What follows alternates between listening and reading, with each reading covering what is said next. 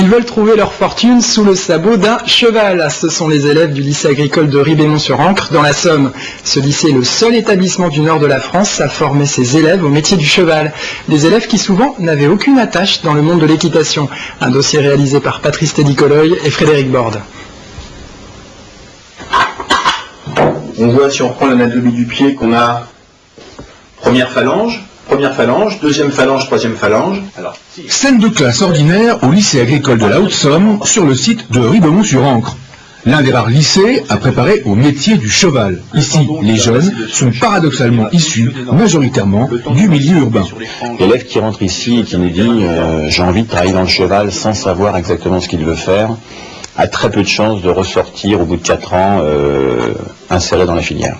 Par contre, celui qui rentre ici en disant « moi je veux être moniteur, moi je veux être enseignant, moi je veux être maréchal ferrant, moi je veux être un séminateur », si celui-ci au départ c'est vraiment ce qu'il veut faire, a de fortes chances d'y arriver.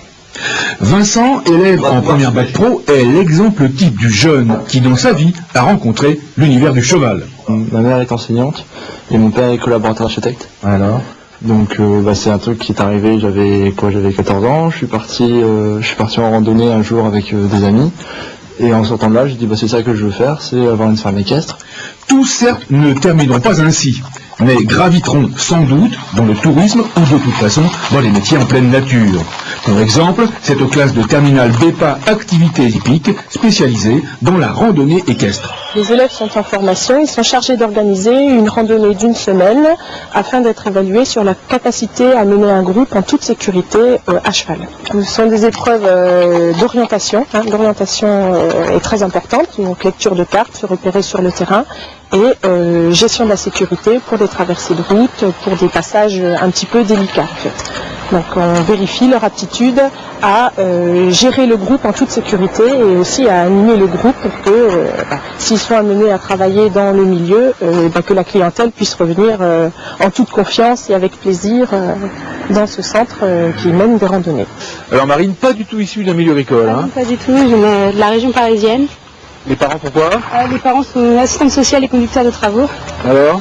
Donc pas du tout issu du milieu agricole, donc moi c'était pour la passion des chevaux. Ma mère m'a fait très tôt monter à cheval, donc j'ai tout de suite adoré les chevaux, les animaux en général, et je me suis directement dirigée vers les chevaux. À Ribemont, ils sont ainsi plus d'une centaine de jeunes à se former aux différents métiers du cheval, et ce, quels que soient les niveaux. Phénomène de mode? Oh, c'est beaucoup plus qu'une mode, c'est un reflet profond de la jeunesse qui va vers l'écologie, le cheval qui les rapproche de la nature. On sent un vrai courant qui passe là. Est-ce qu'en général, justement, les gens qui sortent de chez vous s'orientent vers les métiers du cheval? 50% d'entre eux, je dirais, s'orientent vers les métiers du cheval parce qu'ils ont de quoi s'orienter, ils ont une exploitation, ils ont ils ont des chevaux, ils ont tout ce qu'il faut pour s'orienter vers ce métier. Et puis 50% d'entre eux se dirigent vers d'autres métiers qui sont des métiers plutôt sociaux, puisque c'est un aussi des vecteurs de nos formations.